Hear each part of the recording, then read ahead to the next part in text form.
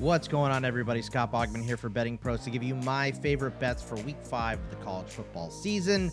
Finally, over 500 again this season, 8-7 last week. I'll take a game. So it's been tough this year, but we are heading in the right direction. And remember, you can follow me and tail all my bets on the BettingPros app or at bettingpros.com/Bogman. Just follow my name on there and you can see what I'm betting on. Whether you want to tail me or fade me, I understand, but you can find it all there. So let's get into what I like for this week, starting with the game tonight, Virginia Tech at Miami.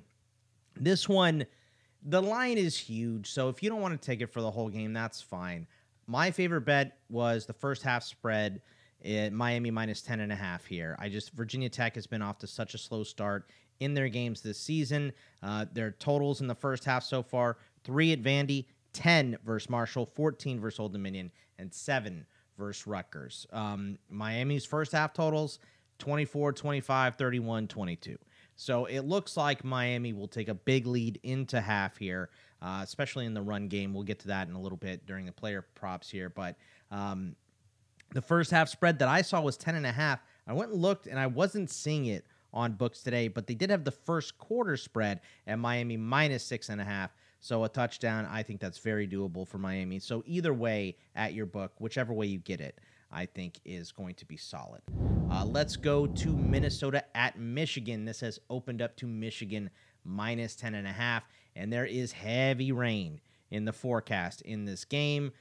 And even if there wasn't heavy rain, the Wolverines were going to run the ball. Minnesota got run over all last week, 272 yards against Iowa. They're 56th in rush yards allowed this season, 124 yards per game for Minnesota. Their PFF grade against the run is middling. Michigan is a very one-dimensional offense, and I understand that. But, maybe people think it's a letdown spot too, so if that's your thought process, totally get it. But I don't think it's going to be a letdown spot. It only took 62 yards of passing from Iowa to beat Minnesota in their house last week. So I like Michigan. They're still top 10 in overall defensive grade. They're 22nd defensive team performance this season, and that's with games against Texas and USC.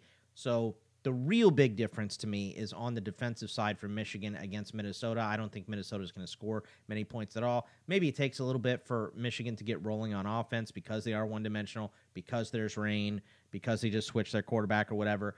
I just don't see how Minnesota scores in this game. So I think Michigan scores 17-21 or something. If you want to hit this under as well, I understand that. But my official play here is going to be laying the 10.5 and taking the Wolverines. Here's one that everyone I know is against me on this one. I'm taking the Sooners and the 1.5 points, even with all of these wide receivers out.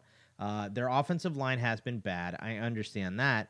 But for me, it's not about yes, Oklahoma is not good on offense. They have a very, very good defense. Auburn's defense is strong too. I'm not trying to take anything away from Auburn, but their offense has been miserable. The defense for OU has been outstanding. 14.8 points per game allowed. They held Tennessee to 25 points last week after Tennessee had put up totals of 69, 51, and 71. Tennessee had 718 yards, 460 yards, and 740 yards in their first 3 games. Oklahoma held them to 345. Maybe you heard Josh Heupel say they pulled up a little bit at the end. I don't know. Oklahoma's defense is still really good. Auburn has played musical chairs, but like OU, they're switching to the better quarterback here. Peyton Thorne will probably play a little bit better than Hank Brown has, but both these quarterbacks are miserable at turning the ball over. Auburn is sitting here at a minus 10 in turnover margin. They only put up 14 points in their games against P4 opponents, Cal and Arkansas.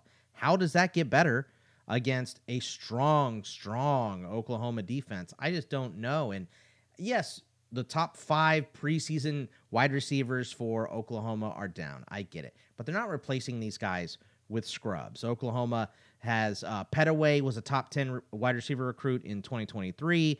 Brendan Thompson was a top 25 wide receiver recruit in 2022. They aren't replacing these dudes with walk-ons, right? So to me, I think Oklahoma goes in here. I have a lot of people talking about Auburn, Devil Magic or whatever it is, the Jordan O'Hare, all that stuff. I get it. You know, everybody wants to welcome Oklahoma and Texas to the SEC with a beatdown. I understand that. Y'all couldn't do it against Cal. So I don't understand why we have so much confidence on Auburn here. Public money is on my side. I don't know if that's good, though, because it has shifted towards the Auburn side since these injuries. So I'm gonna take Oklahoma, and you're getting 1.5 now. So I'm gonna take the Sooners. And by the way, I'm a Longhorns fan, so I win either way. Either Oklahoma loses, and I'm happy with that, or they win and they win me money. So no bad situations there for me. Let's go to number 15 Louisville at number 16 Notre Dame in South Bend. I'm going to take the under 46.5 in this game. And Notre Dame, they're 108th in passing yards per game, 173. They rate 102nd in PFF in terms of passing. They're 103rd in passing team performance. Louisville has the ball. They pass the ball more at a 55.6% clip. But if you go and look at their pace, 129th in plays per game. So they really slow it down. Notre Dame's defense still very, very strong. Their offense has been rough, but 28 points against Miami of Ohio last week does not give me confidence in them at all against one of the top defensive lines in the country here against Louisville. So for me, under 46.5, I just think this game is ugly and slow. And, a lot of people sprinkling Louisville money line. Don't hate it. I'll say that. I'm not very confident in Notre Dame. I don't think that this is going to be it wouldn't be as shocking as the NIU loss, but they've looked good the last couple weeks. I just don't believe they're going to put up, a huge total against Louisville, and I think they will slow down Louisville as well. So give me the under 46.5 in that game. I'm taking Bama plus the point now. It was 2.5 when I took it earlier in the week, but this is not the same Georgia team that we have seen from last year. And Carson Bech is the same type of quarterback here. But last season, Bech was 4th in adjusted completion percentage. Milroe was 56. They're both tied for 44th this season. Like I said, Carson Bech hasn't changed. He has that low ADOT last season and this season. But this season, he doesn't have Brock Bowers. This season, he doesn't have Ladd McConkey, who were both outstanding in terms of receiving grade and just, first-round pick for Bowers. Ladd McConkey's with the Chargers, probably their number one wide receiver right now. And Dominic Lovett is great. Dylan Bell is good, but they're both post 100 in terms of receiving ratings. And I don't think that that's going to get better against Alabama. Georgia also has a lot more injuries to deal with than Alabama. Tate Ratledge down. London Humphreys down. Roderick Robinson down. There's a bunch of defensive linemen, good defensive linemen, that are questionable for this game and are likely to be playing less than 100%. Alabama gets safety Malachi Moore back. They have 3 other players listed as probable, so they're very, very healthy coming into this game. And I don't think points are going to be easy for Alabama, but I do think I'm looking for Alabama to make the big play. They have way more big hitters down the field than Georgia does. And I do think this will be a close game. It's probably going to be decided by a field goal. So if you want to avoid it, I understand that and just sit back and enjoy this and not sweat it out. But I'm taking Bama with confidence here. I think Bama wins this game straight up. They're at home. They're dealing with fewer injuries. They're more likely to make the big play. They're also more likely to make the mistake. I understand that from Jalen Milroe. Carson Bech does not give the ball away. But I think Georgia's going to have a hard time moving the ball against Alabama. I don't think Alabama is going to have it easy against Georgia, but I do think they will make the bigger plays. So give me Bama plus the point and roll Tide. Georgia Southern at Georgia State. Look, a lot of these games, the next 2 games I'm talking about, could be affected by the hurricane. Now, I look at the weather, right, and the weather on the day that the game plays, clear. Is there going to be power outages? Are they going to move games? They've already canceled, I think, 1 or 2 games for the schedule this weekend. So just pay attention, right? But if the game is going off and the weather is clear, these are plays that I like. I like the over in the Georgia Southern Georgia State game. these offenses in this rivalry game both pass the ball over 50%. Georgia Southern passes it 63% of the time, their air raid. The offense's high passing rate is important because these teams rank 112th and 125th in passing yards allowed per game.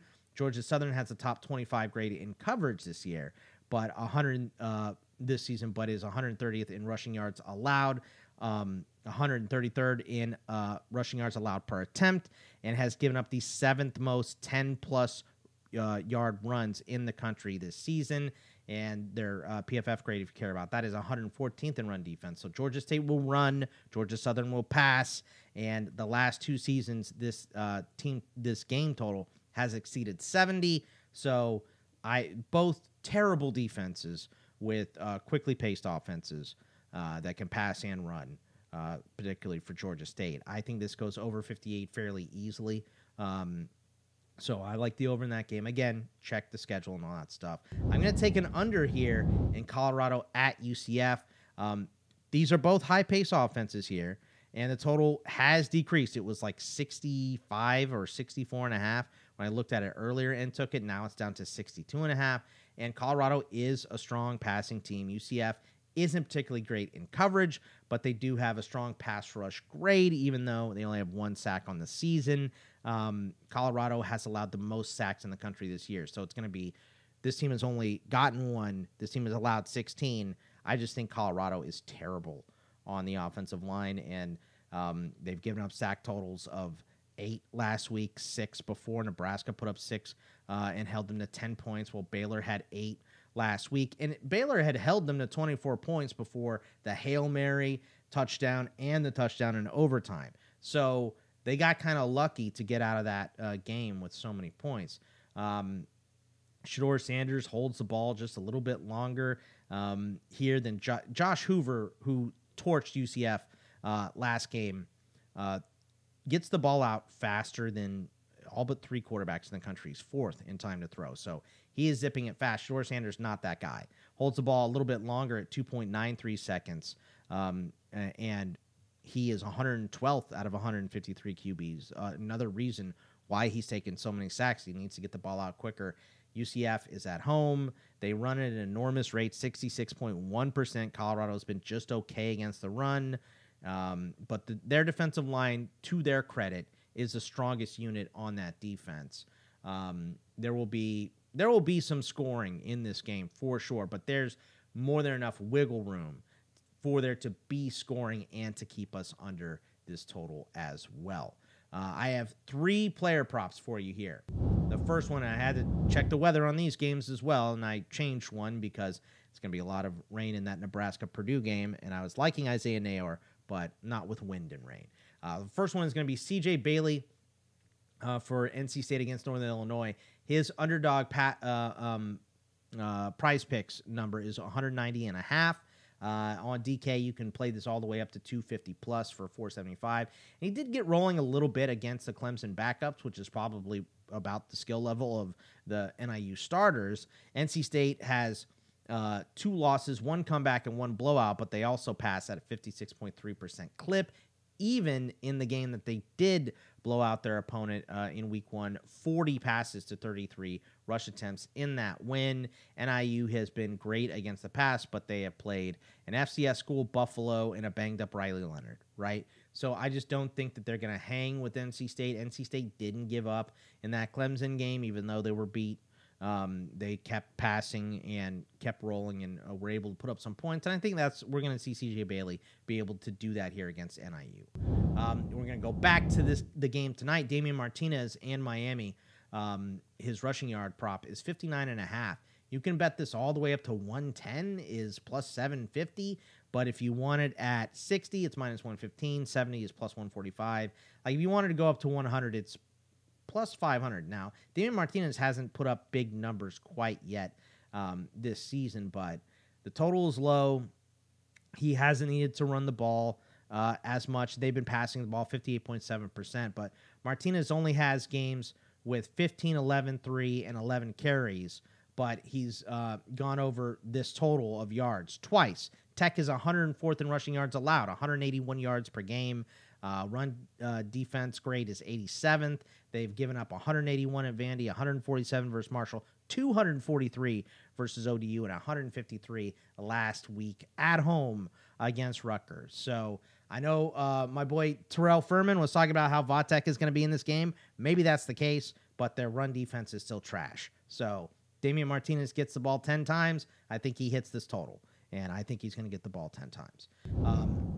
Let's go to the last player prop that I have here for you guys today. Jack Bech, wide receiver for TCU versus Kansas at Arrowhead Stadium. The underdog prize picks total here is 76.5.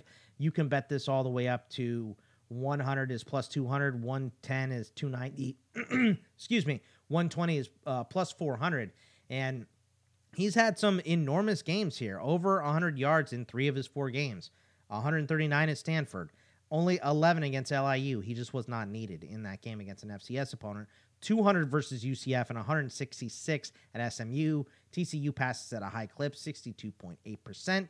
And Kansas, they're average in coverage and they're average in pass rush. But like we mentioned before, Josh Hoover gets this ball out quick.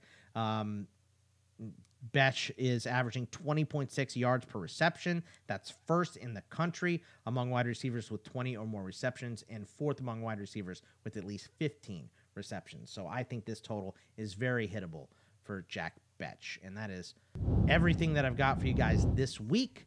Like I said, you can tail me on the BettingPros app or on bettingpros.com/Bogman. Just punch in my name to check me there if you want to tail me or fade me. Appreciate you guys watching. Good luck, and we'll see you guys next week. Take it easy, everybody.